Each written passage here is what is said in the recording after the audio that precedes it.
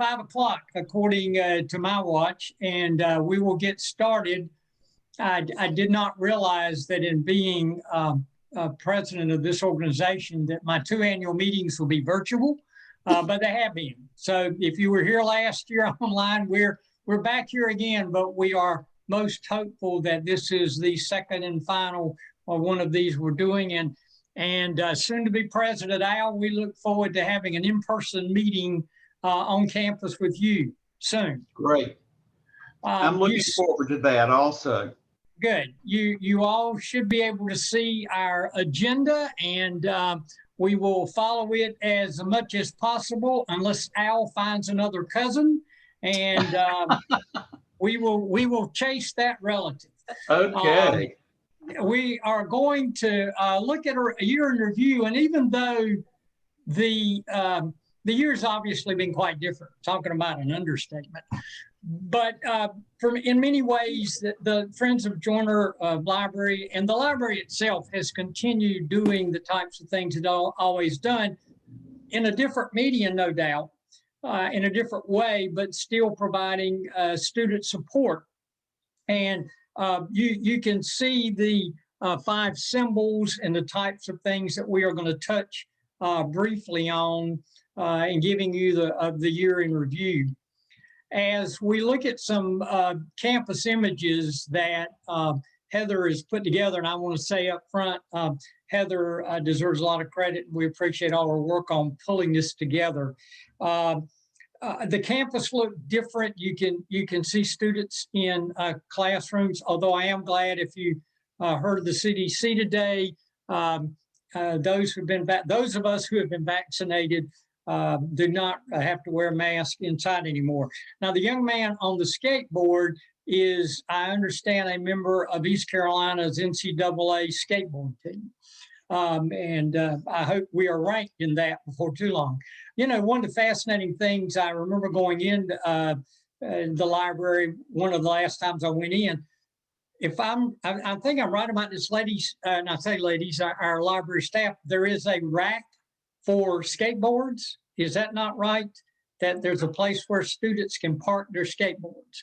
And first time I saw that, I didn't have a clue what it was. And the second time when I found out what it was, well, I won't tell you what I thought. This is an image from inside the library. The library still doing what it's always done, but obviously quite different this past year. Okay. But no matter how different it was, the Friends still supported the library. Our mission has been to help our library become not only a resource for the campus, for the community, for the region, Eastern North Carolina, the state, the nation, and the world. Many of you, like myself, were engaged in public education. The state of North Carolina funds us to be average, and sometimes not even average, but they fund us to be average, and I think institutions are above average and are exceptional because they have additional resources. And part of our responsibility as being members of the Friends is to provide those resources for the library to be exceptional like they are. So what are some of the things that we've done this year, even though this year was quite different? One is the art exhibit that we had and still purchased the top prize, $1,000 award. And I can say this to Jan and Heather and Charlotte, and here's a picture of the purchase. I look forward to seeing that in person. I've seen the pictures of it several times now, but I think we all look forward to seeing that in person. You know, one of the things that I did a little research on, you know, even though we've been engaged in a pandemic for the last year, the arts flourished in the Great Pandemic and the bubonic and the Black Plague in Europe in the 14 and 1500s. Now, we're certainly nothing to match what that was when half of Europe died. But even in this time of a pandemic in our country and in our world, the arts have flourished, and our students have as well. And you see here the pieces from Madison Johnson, Point of Hunt series. And again, I know you join me in looking forward to seeing those. And one thing, just a question, I'm already planning something for Al's year next year. I would personally like to see everything we've purchased over the years. And I'm assuming, Jan and Charlotte, that it is around the library, and maybe at our next meeting, we could have a guided tour to show us actually those pieces that have been purchased. And this is done by students. And I think that's the great part of that recognition. Yep, okay? It's all on display. Most of it's on first floor. One piece is in my office, and a couple are in other locations, but we can definitely take everybody on a guided tour. Yeah, I would love that. Yeah, love to see it, including a couple of pieces you have at home. Moving right along. Where are we? I kind of went right through that one. And the $1,000, just to make a point here, the $1,000 comes from the Friends, and that is those are funds that we have raised. The other award I think we should point out is the W. Keith Sparrow Award, which recognizes excellence in research and writing by students in the 1100 and 2201 composition class. And there you can see again the prize money, almost $1,000. And again, those are Friends funds that go to that. Moving along, we are talking about student engagement and community programming. If you pay attention to some of the programming, some of the discussions that Heather leads when she talks about, and Charlotte, about the things that are going on in the community that we have supported, those are things that are part of that student engagement and community programming as well. Library development, staff development. One of the things, in fact, one of the my last memories of us meeting in person actually was going to the Christmas party, the Christmas luncheon, I should say. I guess that was in 2019. And that was provided by the Friends. There are years of service that are recognized, supported by the Friends, and some staff development that we are able to support. But those are things, again, that Jan and the library staff does not have state funds or public dollars, if you will, to spend. So we're able to provide that as a recognition for our library staff. Okay. And I think finally, information and advocacy. And we probably don't talk enough about advocacy that we all, as members of the Friends Board, need to be doing, promoting our library and the vital role that it plays, the service that it plays, not only on the campus, but in the Greenville community, the greater region, and making us, I think, a really good first-class library. I mentioned the board several times, and just to remind everybody who was the board in 2021, and I would ask you all to stand up and take a bow. You can do that, but these are the folks who are on the board this past year. And even though we were not meeting in public and meeting together, we did hold our regular meetings. They were just virtual meetings, but still the business of the Friends got done.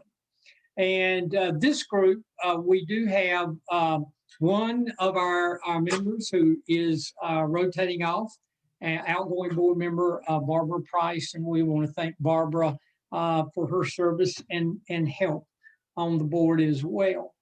And I believe, am I not right? Yes. At this point, I turn it over to Jan, who you can see is out front of the library on a beautiful, well, not quite so beautiful here, but on a beautiful day. Jan, we'll turn it over to you.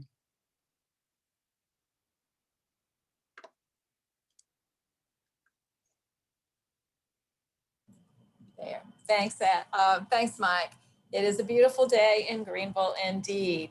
And I want to thank all of the members of the Friends, our board members, our officers, and of course, our president, Mike Taylor, who wish we could make a little toast to you right now. We'll just pretend we're making a toast to Mike.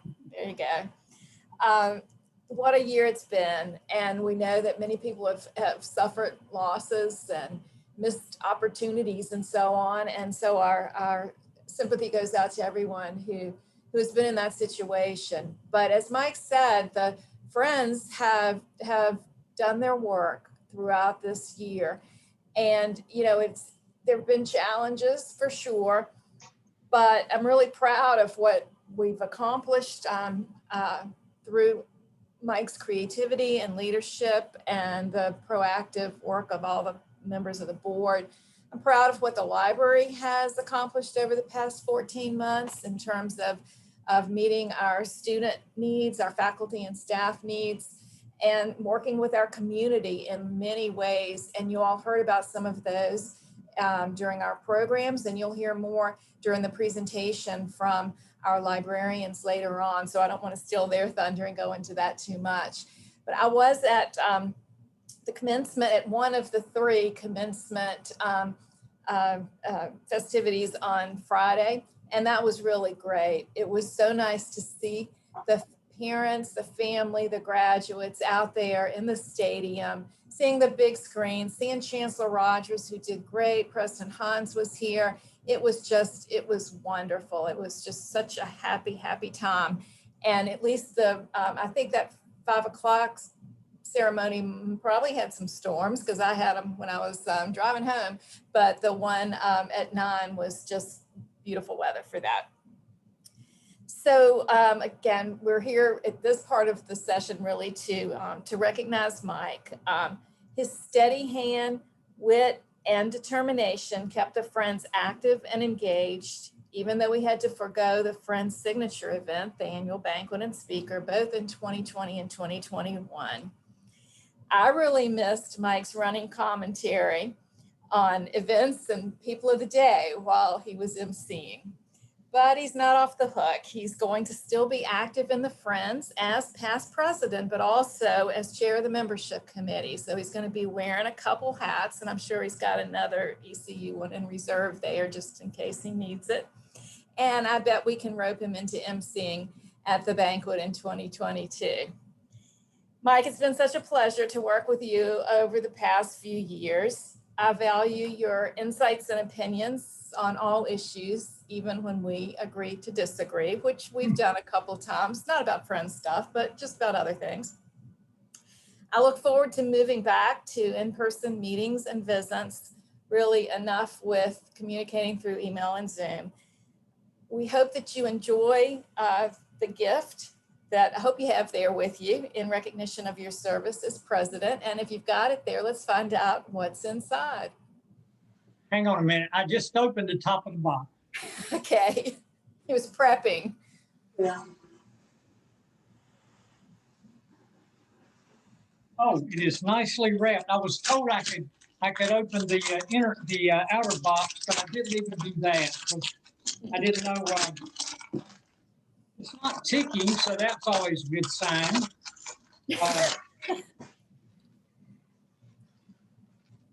I really should have gone further because this is our Zoom time will run out. This is a box within a box within a box. Well, we wanted to make sure it wasn't going to break. Well, I don't know whether this is a sign of whether they thought I really did drink a whole lot or, you know, but thank you. I have wine glasses and I have a vase, and it's something different. No, that's a wine glass. And there's something in the little box.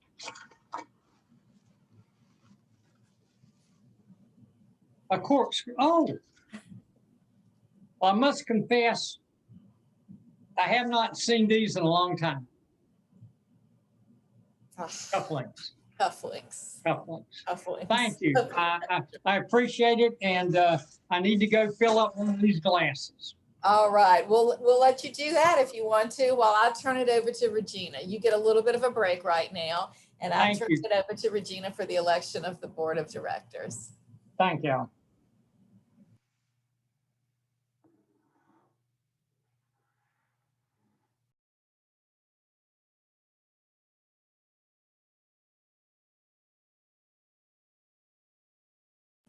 Regina, are you able to unmute?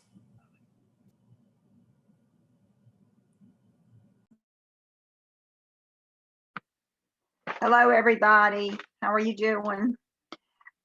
We, as board of directors members, rotate often on the board, and when our service is up, we have to either agree, or decline the option of going back on the board. And this year, Carol Brown, Anna Faye Campbell, Mary Guy, me, and Carrie Watson, who's our new, I guess, our student representative. Those are the ones who were up for election, and who have agreed to serve another term, and they were elected at our March meeting. Do we need to have another election by the membership in general?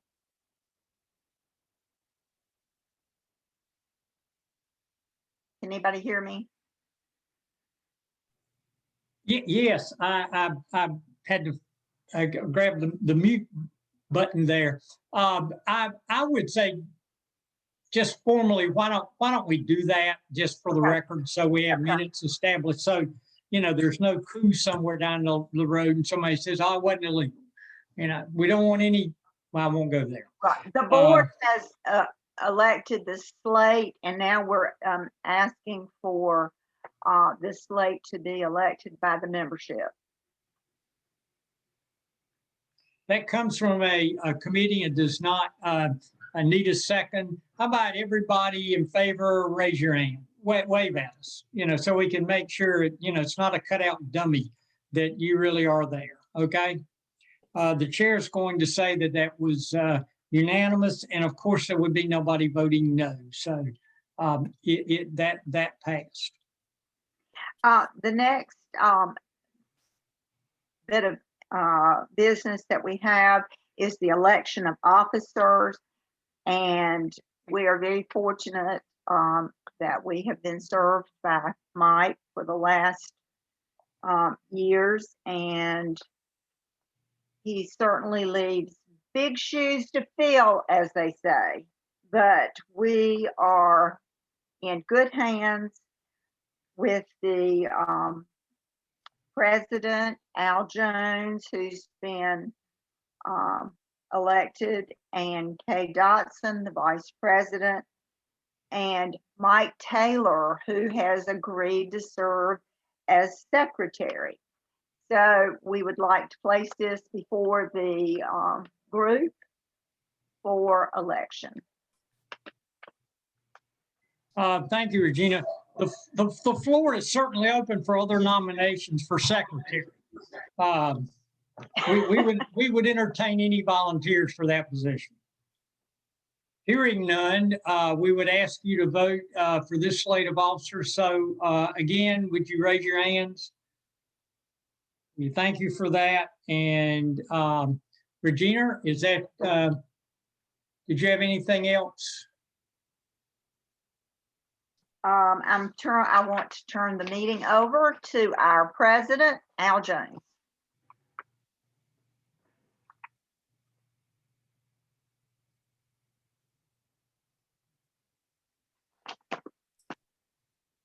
I think you might be. Can you hear me?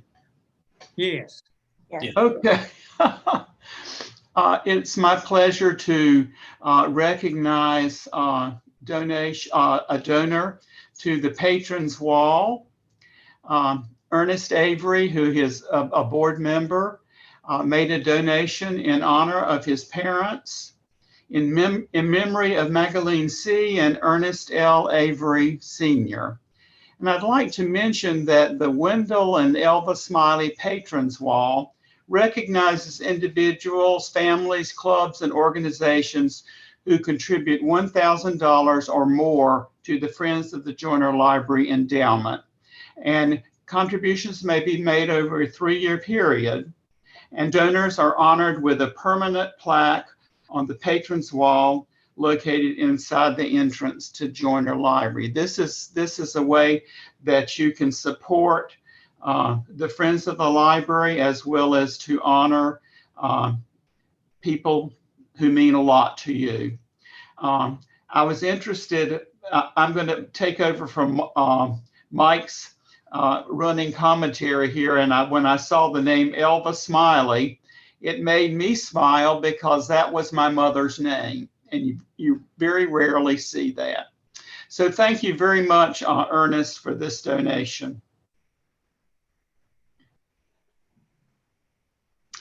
Okay. Also, we would like to recognize the Friends 2020 Lifetime Membership honoree, Kitty Staskalunas. Kitty was formally recognized at our March board meeting. And Kitty, as you should know, is not only a beautiful woman, she is a beautiful person, and she has meant a lot to the development of the Friends of the Library at Joyner.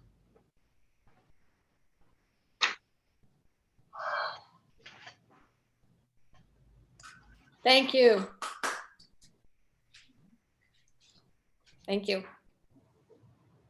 Yeah, congratulations. Yeah, thank you, Kitty, for all that that you've done. Kitty was the president of Friends that I took over for, and she did an outstanding job, especially given the fact that she had a rather long commute to come to meetings. I live in Emerald Island. It takes me about 90 minutes or whatever to get there. She lives a little farther away than that.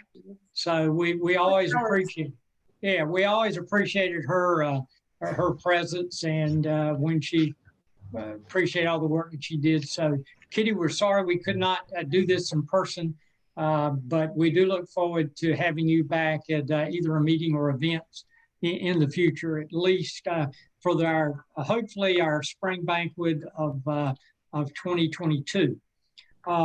I mentioned a while ago we really needed to record the elections in the event that there was not a coup down the road. I think Al already jumped in there with, President Al. I'm sorry, Al, it's not till after, I'm not dead yet, okay? My demise has been reported premature. Okay. Thank you again to Kitty. Something that we've been doing, I guess, for maybe a couple of years now, when we were meeting in person and when we doing it on Zoom, and there was a program that we have had, and we've had some great programs over the last couple of years at our meetings, and we have one today, and it is most timely, and that is, I've mentioned the fact several times that things may be different, but students are still engaged in learning, and there's still a great need for a library. And we're going to have a program about librarians during a global pandemic from Amy Curtis and Brandon Stilley and Matt Whaley. And Amy is a library, a science librarian in the academic library services at ECU since 2019. And she has a master's in library science from the University of Kentucky and an undergraduate degree in design from James Madison. And she is a library assistant professor, and she primarily leads library instruction and science-related courses. Brandon is a native of Eastern North Carolina, and when I'm going to put him on the spot when he starts, sometime tell us where in Eastern North Carolina. He's an ECU graduate who's worked in the academic library services since 2009. And he was originally hired as a graduate assistant, later became evening librarian, technician, student supervisor. He got a master's in library science from North Carolina Central and has served as evening reference librarian since 2014. And at this point, I'm going to turn it over to Amy and Brandon. Okay, thank you so much. Hope everyone can hear me. Keep in mind, we do have a few moving parts in this, so hopefully things will run smoothly. We really thank you for the opportunity. Thanks, Mike. Thanks for Heather for inviting us to speak as well. Unfortunately, our colleague, well, Brandon Stilley, I guess I'll go ahead and say that, but, and I'm from Beaufort County. I'm from the southern part of Beaufort County, and not a lot of people get down that way, but I'm near Aurora, a community called Edward. If you know where Blunt's Creek is, Chocowinity, Blunt's Creek, then Edward, then Aurora, if you're going down Highway 33. But that's neither here nor there.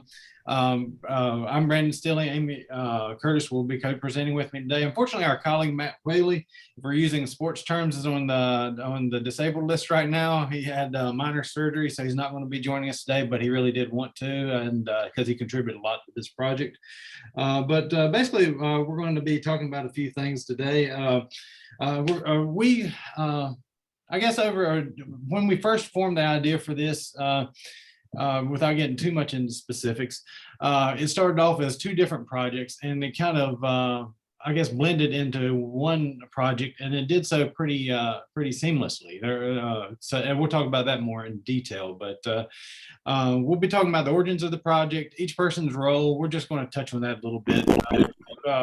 But we just kind of want to talk about what each one of us did, maybe how the project evolved a little bit.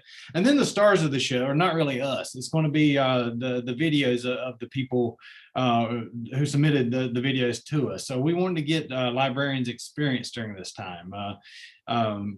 So those clips are, we have a few selections that we're going to show to you, hopefully in sound and everything works. And we'll kind of introduce them. But the full videos that are going to be available on the Spark page that we're linking go into much more detail as well. So please keep that in mind. That's just a simple part. And then Amy will talk about the Spark page that she created. It's an amazing page, looks beautiful, and kind of encapsulates the project and was kind of about the final evolution of the project. So we'll let her talk about that. So I guess we go on to the next slide. Yeah. Okay, I was going to say, if you ever, and Amy, if you need to jump in, please do. I don't want to monopolize the time. Yeah, but, okay. So this project was kind of two separate things that work together really well. For me, I'm really passionate about connecting to the MLS students and people in library school here. I'm a recent graduate myself, not of ECU, unfortunately, but doing library school virtually and not being from the area, it's easy to feel really disconnected if you don't have the right contacts or the right professional mentors. So that's just kind of one of my personal projects that I've liked to work on the last few years. So that was kind of my spin on this, that I wanted to connect to those students in particular. And Matt and I first conceived the idea of doing some sort of video project where we got people's experiences. It was during the time when Joyner was closed to everyone, employees, everything. It was very much right after the library itself closed, and we were working from home a lot. And I was thinking to myself, I have a wife, I have a 3-year-old, so when I was working from home, I was never alone. But a lot of folks didn't necessarily have that, and they might need an outlet to kind of talk about their experiences. They might be a bit isolated. So that's something we kind of wanted to help people who might have cabin fever, kind of give people a platform to kind of voice and have the cathartic experience. So we thought that would be a good thing. And also to chronicle this point in time in history. Our archives, university archives are kind of cataloging people's experiences during the pandemic. So we're hoping to have something to kind of provide for that. And it's also just kind of interesting to see what other people are doing. during this time. We're pretty connected between departments, but during this time, again, we were totally removed, not in the building at all.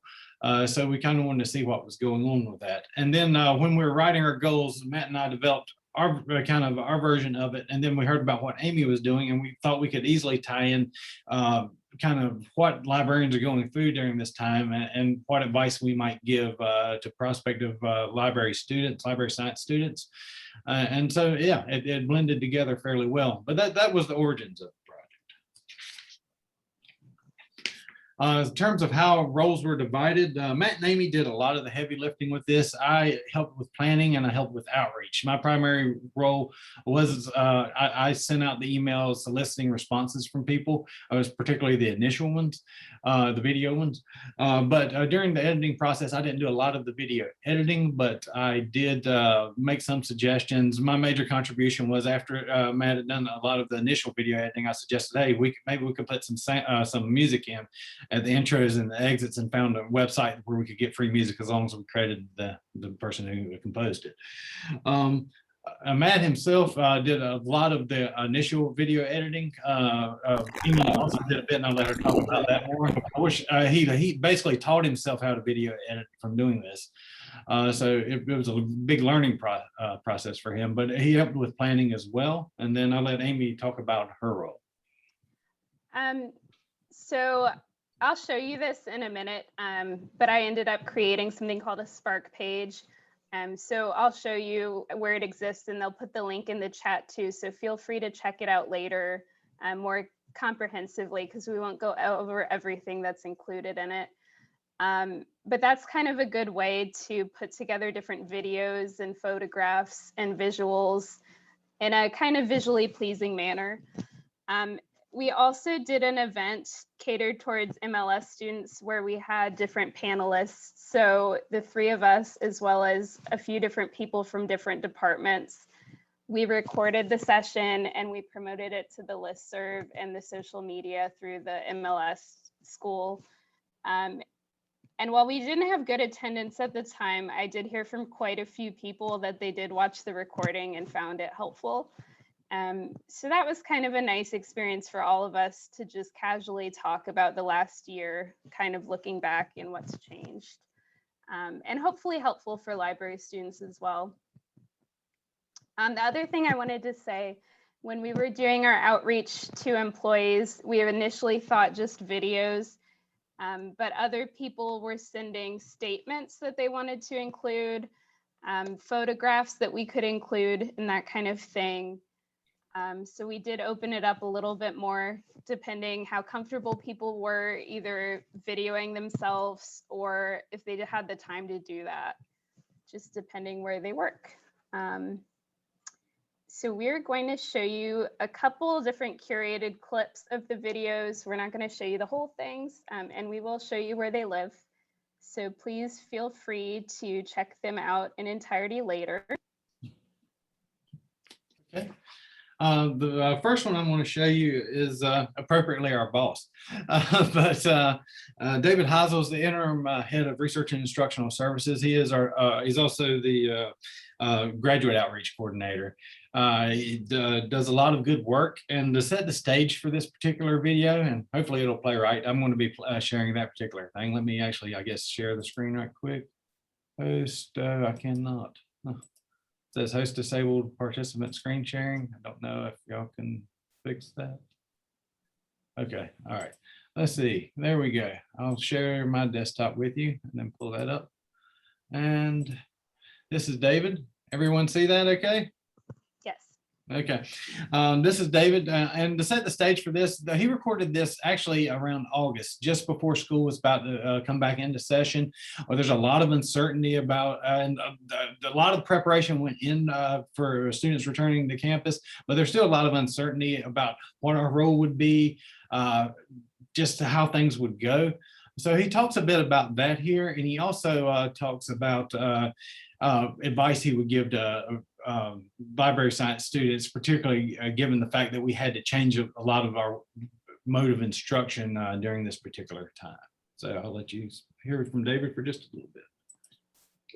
Transitioning to primarily online services was not a a huge technological hurdle. We already had those systems in place for the most part. But the sheer volume of online classes and questions has been a terrific stress test for all those services. And I think all of us in research and instruction. Oh. Did that? I have no idea what happened there. Let's try it again. The sheer volume of online classes and questions has been a terrific stress test for all those services. And I think all of us in research and instruction. Okay. Always have to be a few bumps, I guess. I have no idea why this isn't working. It's just freezing for me. Well, Do you want me to try to pull that one up? you can. I don't know what's happening with QuickTime. Sorry about that. It's still playing on my player. I mean, it's not playing, it's showing that it's playing. Love live TV or live stuff. Yeah, let me stop sharing. If you can pull it up, we'll do it that way. Sorry, folks. It was working early. That's what we get for practicing. It's okay. Yeah. Okay.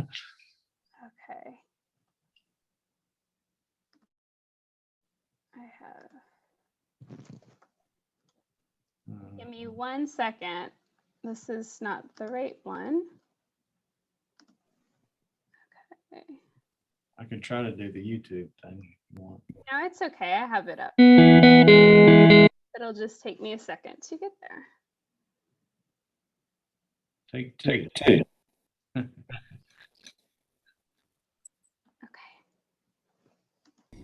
Transitioning to primarily online services was not a huge technological hurdle. We already had those systems in place for the most part. But the sheer volume of online classes and questions has been a terrific stress test for all those services. And I think all of us in research and instructional services have learned quite a bit. So this fall, we're offering Webex synchronous instruction, recordings that students can watch in their own time, creating content via Canvas, via LibGuides, whatever gets us into the classroom. One big concern for our department has been communicating all this to campus faculty. Outreach always matters, but now more than ever. The faculty may not be aware of all the library instruction options that they have. In some cases, faculty themselves are newish to online instruction, and in those cases, we do a little bit more hand-holding, but being more explicit about what we can do has usually paid off, at least so far. It's really a time of unknowns right now. Just as an example, we're always mindful of how many classes, how many students that we're reaching in a given semester.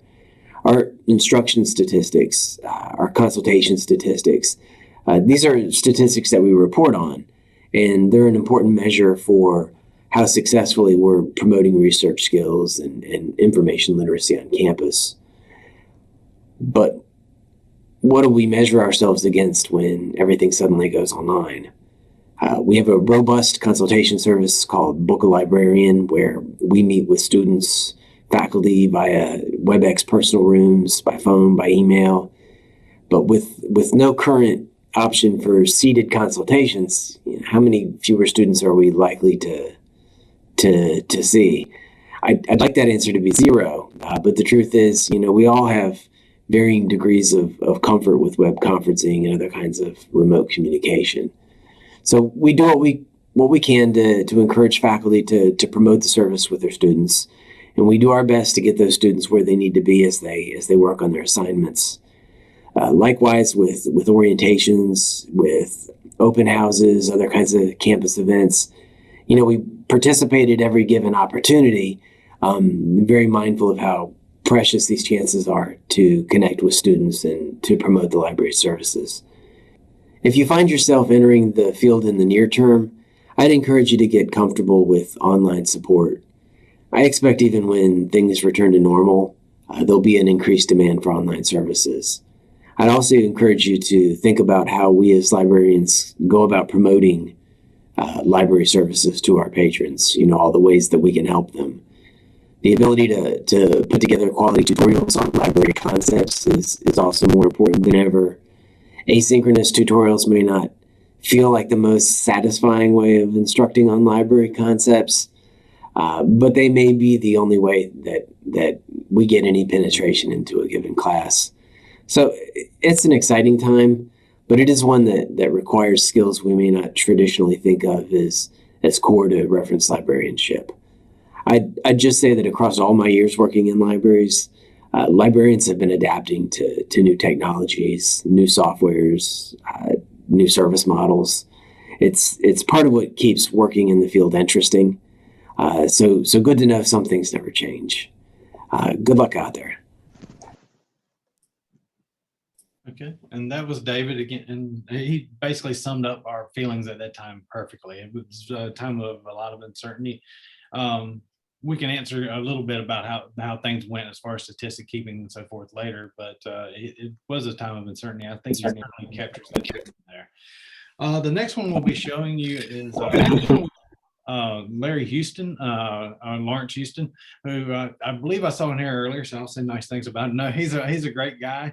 Of the many impressive people I work with, or we work with in this building, he is one of them. The first time I ever met, one of the first times I met Larry as the head of our basically emergency team for emergency things that happen. He was basically teaching himself how our HVAC worked. He took me down in the basement, showed me how everything worked. It's just very impressive.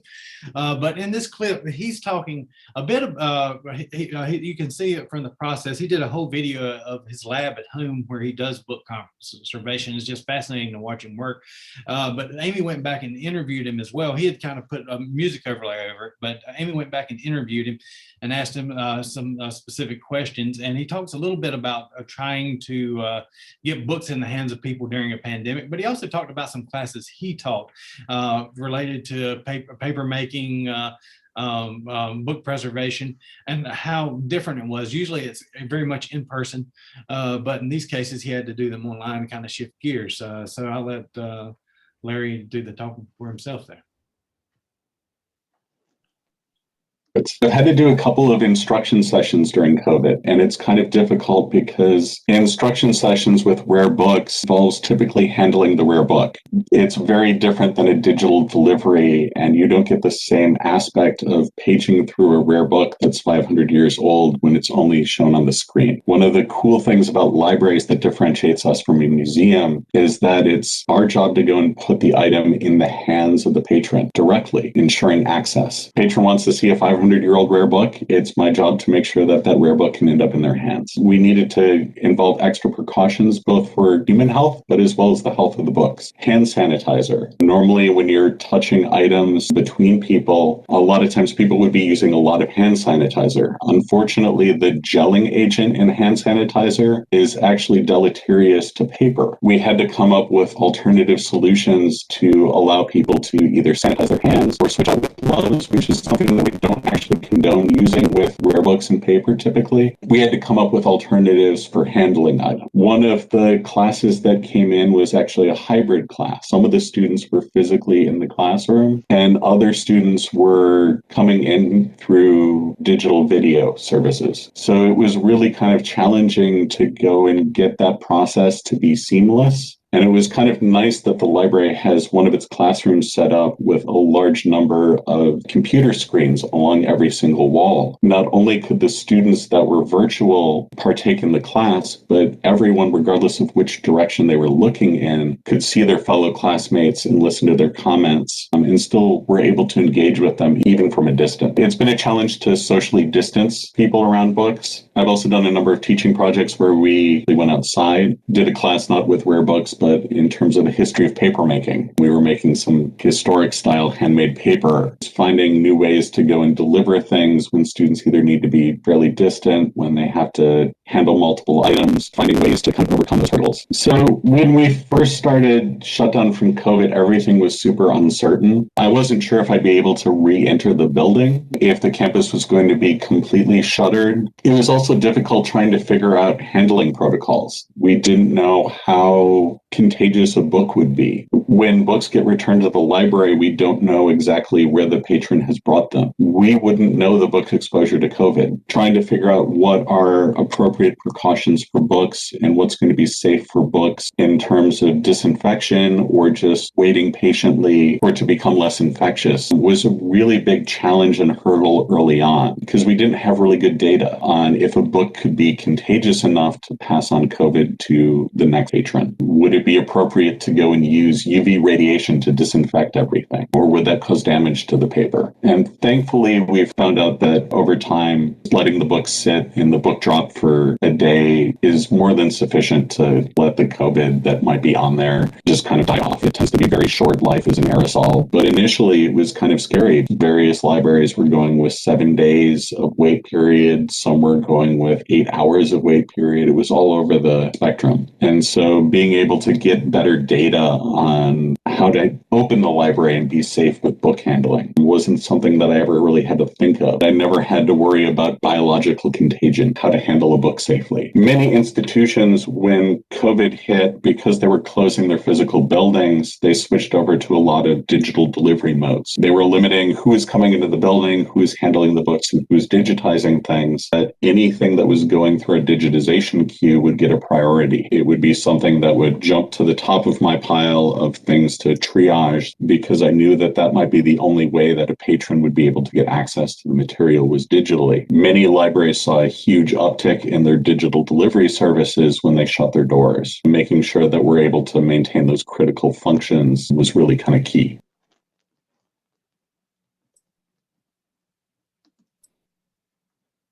So yeah, I found it fascinating just watching Larry work there, but he added some amazing content as well.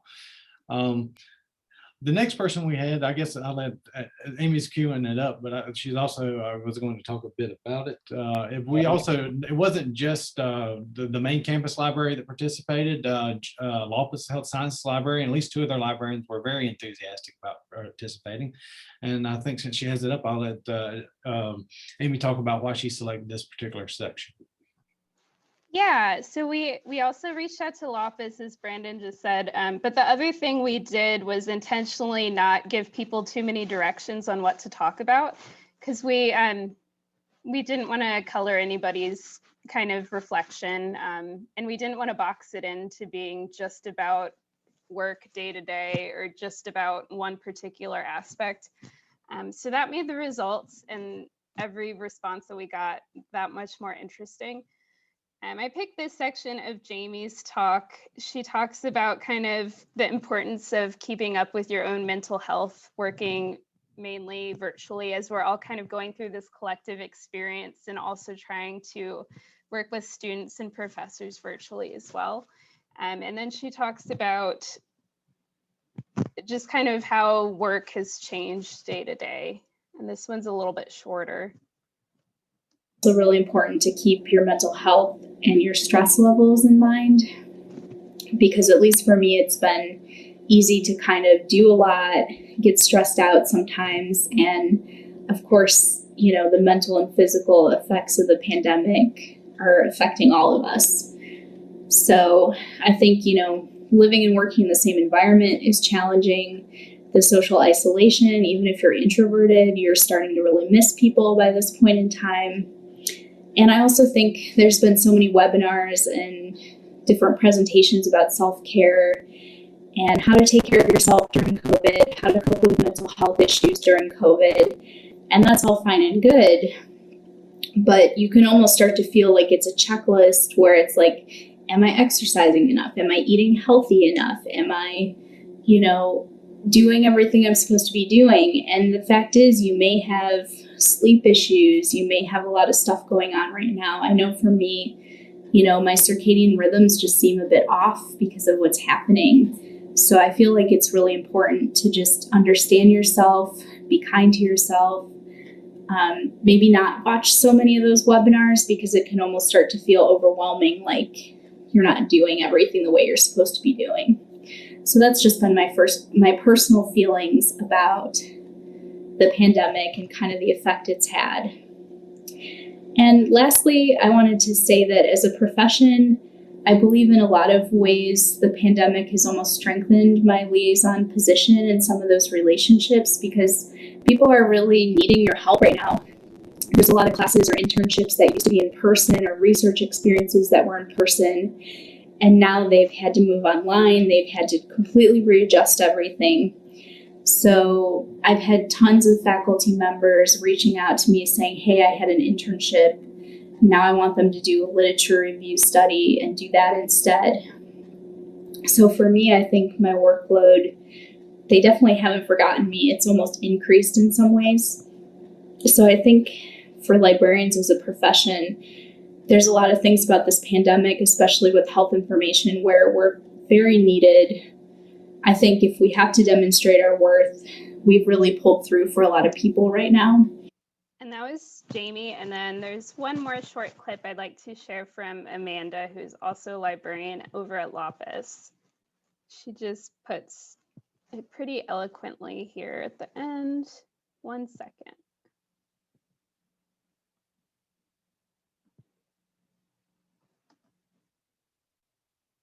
Had to get really comfortable with the technology really fast.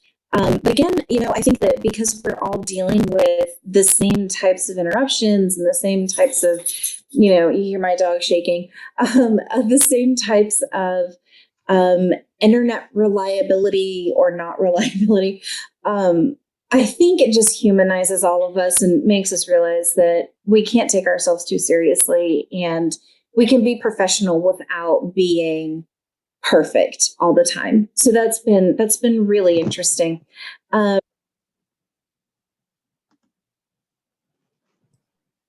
So those were all the planned clips we wanted to show you. And then I'm going to very quickly show you the Spark page, which Kelly Rusk put the link into. So again, feel free to look at this much more in depth than we're going to show you. And all the videos are available in full. Yeah, so I had used a Spark page for another project and really liked the format. It's a little more visual than just emailing a bunch of links. So you have the option of adding together pictures and text and hyperlinks and making little buttons. You can make it more complicated if you'd like to, but it was kind of fun for me to put some of this information together, chronicle this time in our experience, and also share, especially with the library students and with the other library employees too, because you're really just seeing what you're doing in your department. You might not know exactly what everybody else's experiences are. I also got a lot of already existing video links that people suggested I add in here. So those are available.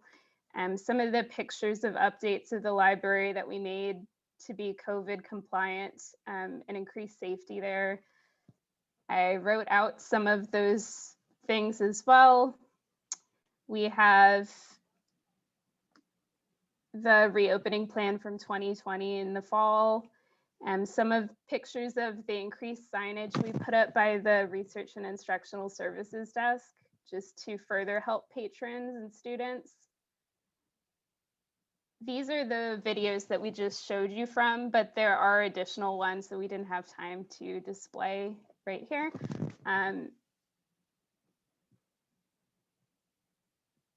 We also had statements from the circulation department. We thought it was really important to include because they had a very different experience than a lot of us did.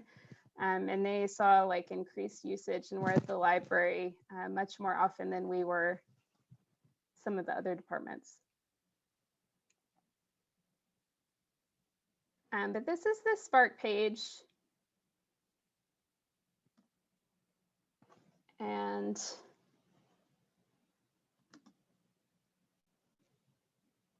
I guess I'll go, if anybody has any questions you want to put in the chat, we're happy to answer anything.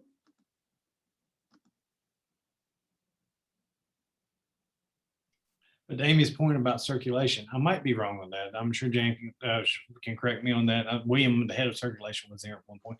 One thing to keep in mind is when a lot of us weren't in the building, circulation was still in the building because they still had to fulfill basic functions.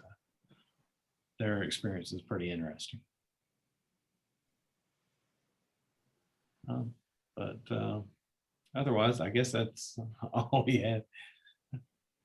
Well, very good. And we want to thank Brandon and Amy again for showing us some of the things and talking to some of the folks involved. We've said a lot about it has been a different year. This is our second annual meeting that is virtual.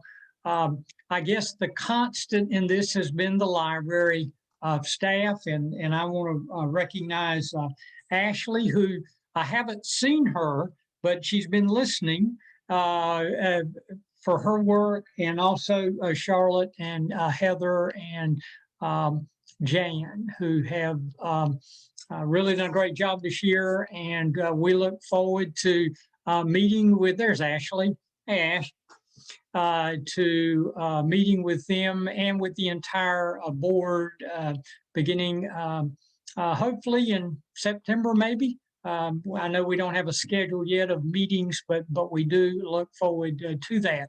Let me say again, thank you to Jan and the staff for my gifts. And in a short period of time, I'm going to see if those wine glasses hold wine or if they may be leaking.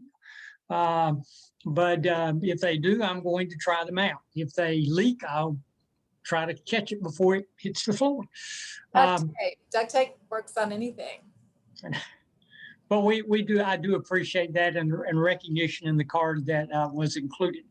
If there is nothing else on the agenda, we did have a final slide, didn't we, Heather?